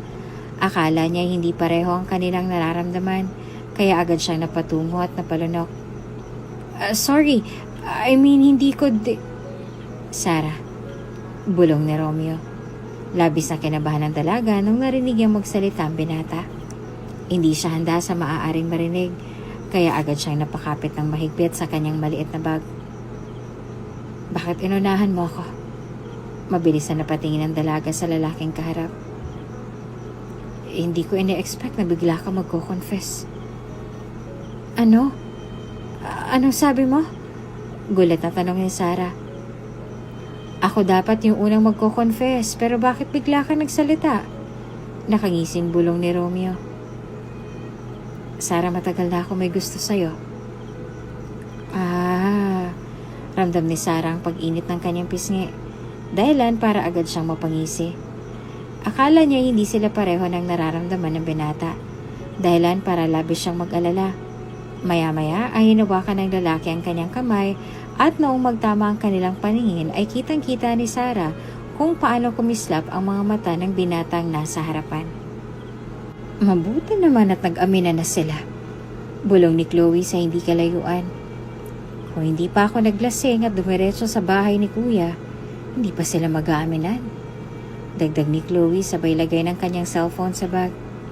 Hay nako, ang tatanda na ng mga taong to pero hindi man lang sila kumilos ng kusa. Reklamo pa nito sabay tayo. Maglalakad na sana ito paalis ng restaurant ngunit sa hindi inaasahang pagkakataon ay may nakabangga siyang isang server. Natapunan siya ng wine sa buong damit niya. Dahilan para agad na humingi ng tawad ang server. Nako, sorry po ma'am. Bulong ng server. Ay nako. Alam mo, napatigil sa pagsasalita si Sarah nung magtama ang paningin nila ng server. Sa pagkakataong yon ay tila ba nanigas si Sarah sa kanyang kinatatayuan. Wala siyang ideya kung ano ang dapat na gawin niya o dapat sabihin. May extra shirt po ako. Okay lang po ba kung ipasuot ko muna sa inyo yon habang nilalaban ko yung damit mo? Pagpresenta ng lalaki. Okay lang. Nakangising sambit ni Chloe. Hindi mo naman sinasadya. Nagsimula na maglakad palayo si Chloe nang hindi lumilingon. Ramdam niyang malakas na kabog ng dibdib niya at hindi niya alam kung bakit parang ilang minuto'y aatakihin na siya sa puso. Lumabas na siya ng restaurant at ang sumalubong sa kanya ay ang malakas na hampas ng hangin. Hindi niya alam kung bakit meron sa loob niyang nagsasabing bumalik siya at kunin ang pangalan ng lalaki. Ngunit dahil isa siyang babae na ma-pride at hindi gustong mag-first move, ay nagpatuloy lamang siya sa paglalakad. Miss! Mabilis na napalingon si Chloe nung may narinig siyang sumigaw. Pwede ka ba bukas? Tanong nito. Gusto ko lang na ilibre ka bilang paraan ko ng pagsusorry. Nagpakita ng isang masiglang ngiti ang dalaga at saka tumango. Pansin ko nitong mga nakaraang buwan, ganadong-ganado ko magtrabaho Bati ni Vince sa kanyang kapatid nung madatnan niya ito sa office ng kanyang ama. Na-promote na ito sa isang mataas na posisyon. At bagamat ayaw pa ni Romeo ay pumayag na ito dahil pinilit siya ng kanyang ama. 6 months. Bulong ni Chloe habang nakatingin sa kanyang notebook. Agad na napakunot noo si Vince nang marinig ang sinabi ng kapatid at saka umupo sa isang swivel chair. Anong 6 months? Tanong ni Vince sabay buklat ng isang dokumento. May hindi ba ako alam? Wala lang yon. Ang aasar lang yung babaitang yan. Sagot ni Romeo sabay bukas ng kaniyang laptop. Hoy Chloe, natapos mo na ba yung assignments mo? Aba, syempre, no? Pagmamayabang ni Chloe. Tingin mo tatambay ako rito kung tambak pa rin ang gawain ko? Abay, ewan ko. Hindi ko nga akalain na inuumaga ka pala ng uwi ng ilang beses Saway ni Romeo. Sinabi na sa akin ni Vince noong nakaraan. Huwag kayong mag-alala. Wala akong ginagawang milagro. Kasama ko yung ibang mga kaibigan ko. We are just having fun. Paliwanag ni Chloe. At saka hindi ba kayo masaya na ako na yung top sa klase namin? Ibig sabihin, na-handle ko yung social and acad life ko. You're just having fun? Malay ba namin kung anong klaseng fun ang ginagawa ng mga kabataang katulad nyo? Sabat ni Vince sabay ayos ng salamin. Anyways, I'm glad na pinagbubutihan mong pag-aaral mo. And please, lagi kong sinasabi sa'yo na mag-text ka sa akin kapag uuwi ka na galing galaan. Habang nagtatalo ang dalawang magkapatid ni Romeo, ay saglit niyang chinek ang kanyang cellphone. Wala siyang ideya kung bakit hindi pa nagte-text sa kanyang nobya ng ganitong oras. Sorry, Kuya Vince. Oo na, magte-text na ako kada pauwi na ako. Bulong ni Chloe sabay tingin kay Romeo. Kuya, okay lang ba kung doon muna ako makitulog sa'yo? Ano bang meron sa bahay ni Romeo at parang madalas kayatang pumapasyal doon? Tanong ni Vince sabay sulat ng pirma sa isang kontrata. Mauna na ako umuwi. Paalam ni Romeo sabay sarado ng kanyang laptop. Ramdam ni Romeo na may mali dahil hindi malang nag-update sa kanya ang nobya. Kung nakauwi na ba ito? Habang umaakyat ng hagdan ay ramdam ni Romeo ang pagbigat ng kanyang pakiramdam. Nung buksan niya ang pinto ng kanilang apartment ay nadatnan niya ang nobya na nakakumot sa may sofa. Sarah? Tanong ni Romeo at saka dahan-dahan lumapit sa babaeng tulog. Nung ilapat niya na ang kanyang palad sa noon nito ay mabilis siyang napabuntong hininga. Mabilis niyang kinuha ang kanilang thermometer at saka inilagay sa kilikili ng dalaga. Maya-maya ay imunulat na ng dalaga ang kanyang mga mata at saka nagpakita ng masiglang ngiti. Kaya pala hindi ka nagre-reply sa mga text ko, may sakit ka pala. Bulong ni Romeo sabay tanggal ng thermometer nung tumunog ito. 37.9. Buntong hininga ni Romeo at saka dumiretso sa kanyang kwarto upang kumuha ng bimpo. Hinugasan at sinabunan niya muna ito bago inilapat sa noo ng dalaga. Sa susunod, huwag mong kalimutang i-text ako kapag hindi magandang pakiramdam mo. Bulong ni Romeo habang hinihilot ang kamay ng dalaga. Anong gusto mong kainin? Imbes na magsalita ay pansin ni Romeo ang pagtulo ng isang butil ng luha mula sa kaliwang mata nito. Oh, bakit ka naluluha? Tanong ni Romeo sabay punas ang luha ng dalaga. Anong problema? Lagi mo na lang akong sinasagip kahit hindi naman ako humihingi ng tulong. Bulong ng dalaga. Kahit hindi kita tawagin, dumadating ka. Lumunok muna ang dalaga bago nagpatuloy sa pagsasalita. Ako kaya, dagdag pa nito. Kailan kaya kita maililigtas? Sarah, bulong pabalik ng binata. Lagi mo akong naliligtas sa mga paraang hindi mo alam. Ma, natanggap niyo na po ba yung pinadala ko? Tanong ng dalaga habang nagsusulat sa notebook. Ilang araw na rin ang lumipas nung magkasakit si Sarah at sa awa ng Diyos ay gumaling na ito. Medyo malaki-laki po yan since nakatanggap ako ng bonus. Anak, ramdam ni Sarah na may mali sa tono ng kanyang ina, kaya agad siyang napakunot ang noo. Napatigil siya sa pagsusulat at saka pinakinggan ang susunod ng mga salitang bibig kasi ng kanyang ina. Anak, may sasabihin sana ako. Ano po yun? Tanong ni Sarah. Kilala mo si Mang Jose, hindi ba? Tanong ng kanyang ina. Yung kumpare ng tatay mo? Opo. Ano po meron? Tanong ni Sarah. Dati kasi nagkasundo ang dalawang yon na ipakasal ang kanilang magiging anak. Napag-usapan na namin na si Yaning ipapakasal namin kay Fred. Pero, buntong hininga ng kanyang ina. Pero buntis na si Yanit may kinakasama na. Ha? Bulong ni Sarah. Akala ko po may gusto si ate kay Fred.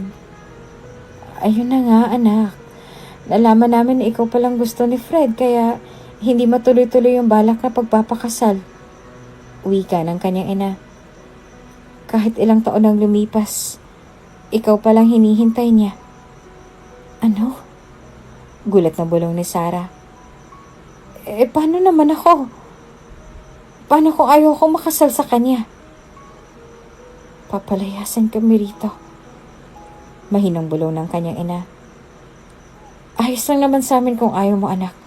At handa naman na kaming umalis pero nagbanta si Mang Jose na sisiraan niyang papa mo sa kanyang mga kakilala upang hindi na sila bumili ng isda sa atin. Anong klaseng kaibigan naman niyang si Mang Jose? Buntong hininga ni Sarah. Bakit kailangan niyang pagbantaan ng ganun si tatay? Para naman silang hindi magkaibigan. Sa tingin ko, anak, hindi si Jose ang may problema. Kung hindi ay si Fred. Wika ng kanyang ina sa kabilang linya. Alam mo naman ang lalaking yon. Kapag hindi nakukuha ang gusto niya, handa siyang makipagsakitan. Wala na po bang ibang paraan? Lumipat na lang po kaya kayo rito sa Maynila? Tanong ni Sarah sabay sarado ng kanyang notebook. Hindi naman papayag ang tatay mo, alam mo naman yan. Sagot ng kanyang ina. Lagi niyang sinasabi na dito siya nabuo at lumaki, kaya gusto niyang dito rin mamatay. Sige na, pag-iisipan ko. Buntong hininga ni Sarah. Habang nakatingin sa may bintana ng apartment ni Romeo, ay hindi napigilan ni Sarah ang manlumo. Kahit na ayaw niya magpakasal kay Fred ay tila ba wala na siyang magagawa pa dahil tirahan ng kanyang pamilya at kabuhayan ng kanyang papa ang maaapektuhan. Pinunasan niya ang mga luha nagsisimulang bumagsak mula sa kanyang mga mata. At saka muling nagtungo sa may dining area. Kinuha niya ang kanyang notebook at saka pumunit ng isang page rito. Bumuntong hininga ang dalaga at saka nagsimulang magsulat. Maya-maya ay napatigil sa pagsusulat si Sarah nung mapansin niyang mag-vibrate ang kanyang cellphone. Sarah, nagpa-reserve ako sa isang restaurant mamayang 8 p.m. See you.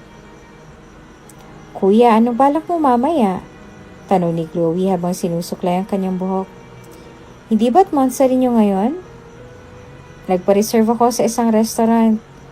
Maikling sagot ni Romeo habang nagtatype sa laptop. Huwag mo sasabihin sasama ka. Ayos lang ba? Tanong ni Chloe sabay ngisi. Ayoko nga. Mabilis na tugon ni Romeo. Grabe to, hindi naman ako mangi-istorbo sa date niyo eh. Kung tutuusin ako nga yung dahilan kung bakit naging kayo eh. Nakangusong tugon ni Chloe sabay suklay ng kanyang buhok. Sisilay lang naman ako. Anong sisilay? Tanong ni Romeo sabay iling. Hay nako, ikaw talaga Chloe. Oo na, isasama na kita. Habang naglalakad papunta sa sasakyan ng jeep, ay pumukaw sa pansin ni Romeo ang flower shop sa kabilang kalsada. Kuya, saan ka pupunta?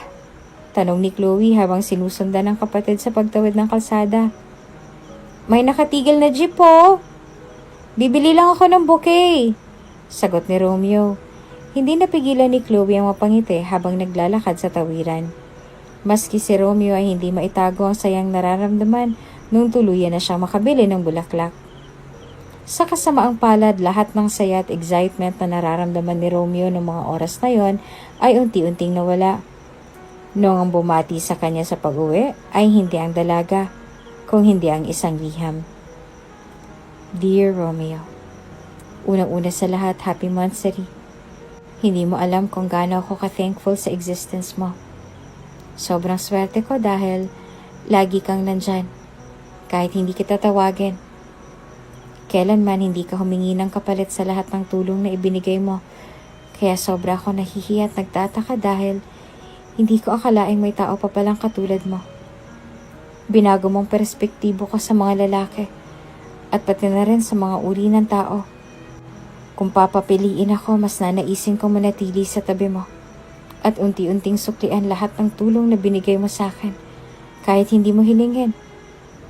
Pero sa estado ng buhay na meron ako, may mga bagay na kailangan kong isuko. Hindi dahil sa hindi ito mahalaga sa akin, kung hindi dahil may mga bagay na kailangan akong unahin. Napakapalad kong makilalang isang taong katulad mo. Pero wag mo na akong hanapin. Ikakasal na ako sa isang lalaki sa probinsya. Hindi ko ito gusto. Pero para ito sa pamilya ko. Alam kong pagkatapos ng ilang taon ay meron na kaming pamilya. At sa pagkakataong yon, alam kong limot mo na ako.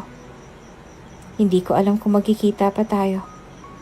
Pero ang hiling ko lang ay sana maging masaya ka at ang pamilya mo araw-araw. Nagmamahal, Sarah. Ramdam ni Romeo ang unti-unting pagkadurog ng kanyang puso habang binabasa ang liham na iniwan ng kanyang nobya. Nais niyang umiyak ngunit walang luha ang lumabas sa kanyang mga mata. Nais niyang sumigaw ngunit walang lumalabas na salita mula sa kanyang bibig. Nais niyang magwala ngunit tila ba masyadong mabigat ang kanyang katawan noong mga oras na yon. Kuya, mahinang pagtawag ni Chloe habang sumulyap sa hawak na liham ng kanyang kapatid. May nangyari ba? Napaupo sa sahig si Romeo at tila ba hindi siya makapaniwalang nangyayari ang lahat ng ito. Pawis na ang kanyang noo nung magtama ang paningin nila ng kanyang kapatid. Kinuha ni Chloe kay Romeo ang liham at saka binasa ito.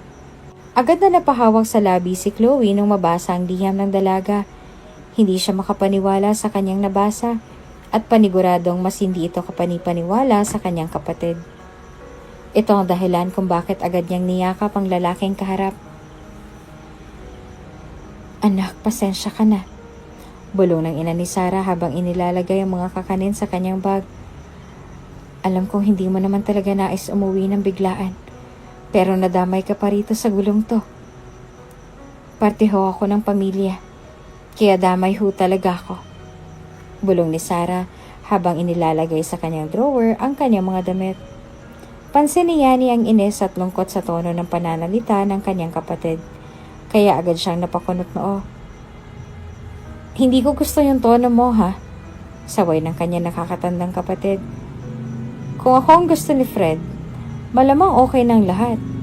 Pasensya ka na, mukhang okay naman ang pamumuhay mo doon sa Maynila kaya ayaw mo nang bumalik dito. Napatigil sa paglalagay ng damit sa drawer ang dalaga at saka napatingin sa kapatid. Wala ako sa mood makipagtalo, Yani. Wala ka sa sitwasyon ko. Seryosong wika ni Sarah at saka nagtungo sa banyo. Ano? Bakit parang pasan-pasan mo yata yung mundo? Maswerte ka nga at ikaw ang gusto ng tagapagmana ng malaking palayan. Tugon ni Yani. Wala kang ideya kung gaano ko kagusto si Fred. Alam mo ba kung paano ako napahiya sa napakamaraming tao nung sinabi niya na ayaw niya na sa akin? Hindi ko ginusto si Fred, utang na loob. Sigaw ni Sarah. At habang buhay ko siyang kamumuhian dahil pamangkin siya ng babaeng paulit-ulit na nananakit sa akin sa Maynila. Sarah? Sabat ang nanay nila. Kinakawawa ka ni Aling Mirna? Yung inutangan natin nung nagbuntis ako sa bunso natin? Opo, Mama. Kung saan ka nagtatrabaho nung kadalagahan mo? Naiiyak na bulong ni Sarah. Hindi ko alam kung bakit kailangan akong mag-adjust at gumawa ng paraan para sa lahat ng problema ng pamilyang to. Bakit lagi na lang ako? Inilagay ni Sarah ang kanyang palad sa kanyang noo at saka bumuntong hininga. Pumunta ako sa Maynila para mabuhay ko kayo at mapag-aral ko mga kapatid ko kahit ako mismo hindi nakatapos. Gustong-gusto kong mag-aral kaso hindi pwede. Tiniis ko lahat ng masasakit na salita. Sumbat at pananakit ni Aling Mirna basta lang kumita ako ng pera. Alam niyo bang may nanghipo sa akin doon sa restaurant na yon? Humahagulgol na bulong ni Sarah. Pero anong nangyari? Ako pang masama dahil ipinagtanggol kong sarili ko. Napaalis ako sa trabaho. Ngayon kailangan ko namang magpakasal sa pamangkin niya na makasarili. Sinusumbatan mo ba kami? Tanong ni Yani. Dahil marami kang naitulong sa pamilyang to, ganun ba yon? Ang gusto ko lang naman malaman. Bakit lagi na lang ako? Kailan ko ba pwedeng unahin yung sarili ko? Bulong ni Sarah. Pagod na ako. Mabilis na niyakap ng kanyang ina si Sarah. Alam niyang sa 3 niyang anak ay si Sarah ang nagsasakripisyo ng sobra-sobra. Ngunit kahit gaano siya kalungkot ay wala siyang magagawa kundi humingi lamang ng tawad. Sorry anak. Sorry. Bulong ng kanilang ana, sabay halik sa noo ni Sarah. Hindi na makapagsalita pa si Yani dahil alam niyang malaki ang isinakripisyo ni Sarah upang mapunan ang gastusin nila sa kanilang bahay. Ngunit kahit na malaman nila ang nararamdaman ng dalaga ay tila ba baliwala lang lahat ng ito dahil wala naman silang magagawa upang matigil ang paparating na kasal. Sarah? Sarah! Mabilis silang napatingin sa pinto nung may narinig silang magsalita. Agad na napatayo si Sarah at saka umurong. Nung makita niya ang lalaki nakangiti, "Namiss kita!" Mabilis itong tumakbo upang yakapin si Sarah. At bagamat puno ng galit at lungkot ang mga mata ng dalaga, ay nagpakita lamang ito ng isang ngiti. Tamang-tama, ayos na yung magiging bahay natin. Pwede na tayong lumipat doon ngayong araw. Bulong nito sabay hawak sa mga kamay ng dalaga. Happy birthday, Kuya! Pagkanta ni Chloe habang may hawak-hawak na chocolate cake sa tapat ng apartment ng kanyang kuya. Ilang buwan na rin ang lumipas nang umalis si Sarah sa apartment ng kanyang kapatid at simula noon ay mas naging subsob sa trabaho si Romeo. Ito ang kanyang naging paraan upang kahit papaano ay makalimutan niya ng dalaga. Birthday ko pala ngayon? Nagtatakang tanong ni Romeo habang kinukusot ang kanyang dalawang mata. Salamat sa cake, Chloe. May regalo ako sa'yo. Bulong ni Chloe. Ano naman yun? Tanong ni Romeo. Nagabot ng isang papel ang dalaga at nung basahin niyo ni Romeo ay agad siyang napakunot na. Address yan ni Sarah. Bulong ni Chloe. Nagpatulong ako sa kilala kong server at mga researcher kaya huwag kang mag-alala, reliable yan. Ano namang gagawin ko dyan? Natatawang tanong ni Romeo. Desisyon niyang umalis. Ayaw kong gumawa ng ikasisira ng plano niya. At saka sa pagkakataong to, paniguradong kasal na siya. Paano kung sabihin ko sa'yo na hindi pa? Tanong ni Chloe. Alam mo, kuya, pagkakataon mo na to para ipakita kung gaano mo siya kamahal. Chloe, hindi ganong kadali yan. Bulong ni Romeo. Malamang uunahin niya talaga yung pamilya niya kaysa sa akin. Kahit anong gawin ko, pamilya pa rin niyang uunahin niya at kahit ako, kayo pa rin ang uunahin ko kaysa sa kanya. Pero kaya mo ba? Tingin mo ba kaya mo mabuhay ng ilang taon at hindi na siya makita? Tanong ni Chloe. Kaya mo bang tanggapin yung ideya na umiiyak siya habang naglalakad sa altar? Hindi dahil masaya siya, kung hindi dahil hinihiling niya na ikaw sana'y naghihintay sa kanya sa may dulo. Mabilis na napalunok si Romeo at napatingin muli sa kanyang kapatid. Hindi, di ba? Ano pang ginagawa mo? Sigaw ni Chloe. Mag-impake ka na. Mabilis na tumakbo papaloob si Romeo upang mag-impake ng gamit. Samantalang si Chloe naman ay nakangiti na ipinatong ang cake sa may lamesa. Good morning! Mabilis na umusog si Sarah nung maramdaman niyang hininga ng lalaki sa kanyang leeg. Nagluluto ako, huwag kang magulo. Tugon ni Sarah habang nakatingin sa ginigisa niyang bawang at sibuyas. Ang aga-aga, bakit ang init ng ulo mo? Next week ng kasal natin ah. Paglalambing muli ni Fred sabay hawak sa bewang ng dalaga. Mabilis na umusog si Sarah, dahilan para makaramdam ng inis ang lalaki. Tinulak niya ang dalaga papunta sa lamesa, dahilan para makaramdam ng takot si Sarah. Ang ayoko sa lahat yung mga taong hindi ako sinusunod. Sigaw ni Fred sabay hawak sa leeg ni Sarah. Pilit na inaalis ang dalaga ang kamay nito, ngunit masyadong malakas ang binata, dahilan para maghabol siya ng hininga.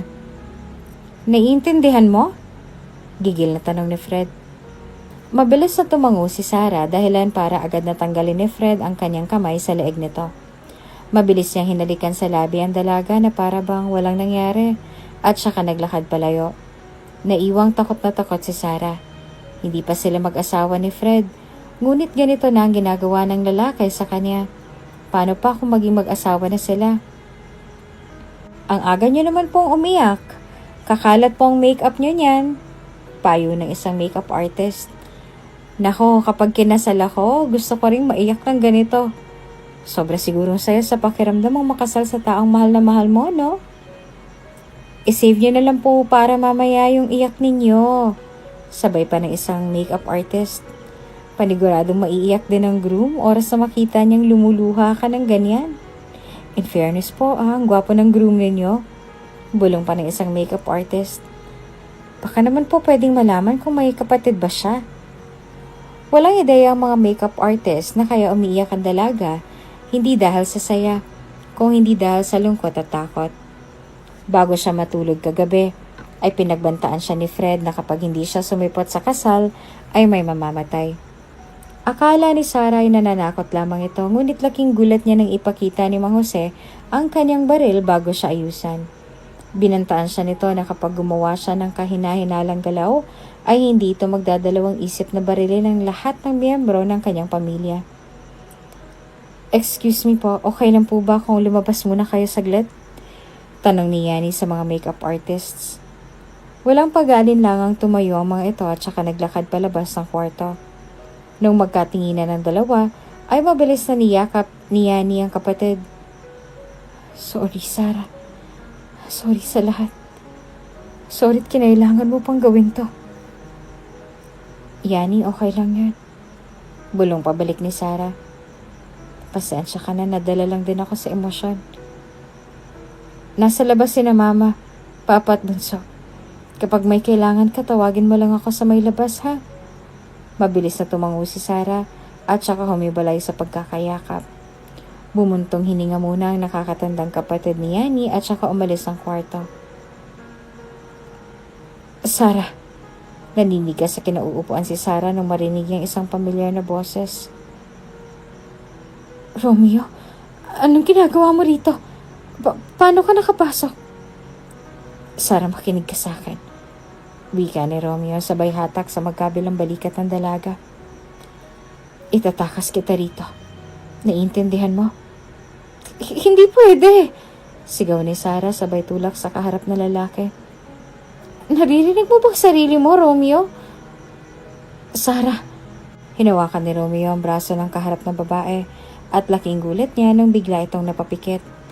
Nung tignan ni Romeo ang braso nito ay kitang-kita niya ang isang kulay berdeng pasa nito.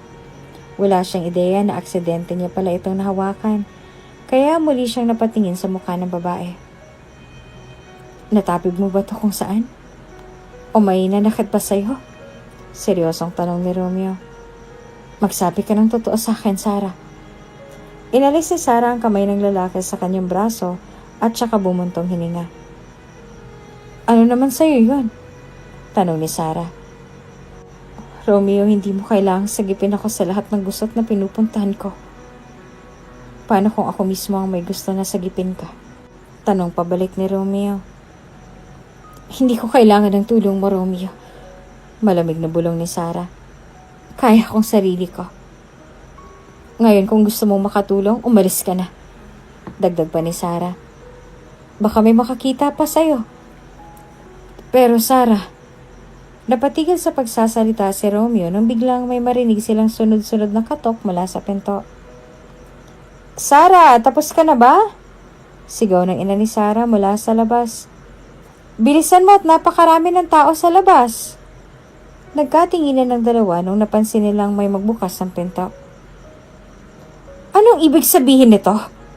Galit na bungad ni Mang Jose nung makita niya na magkahawak ang mga kamay ni Romeo at Sarah. Napakapit na lamang sa bungangang ina ni Sarah, lalo na nung makita niyang may kinuhang kagamitan sa bulsang matanda.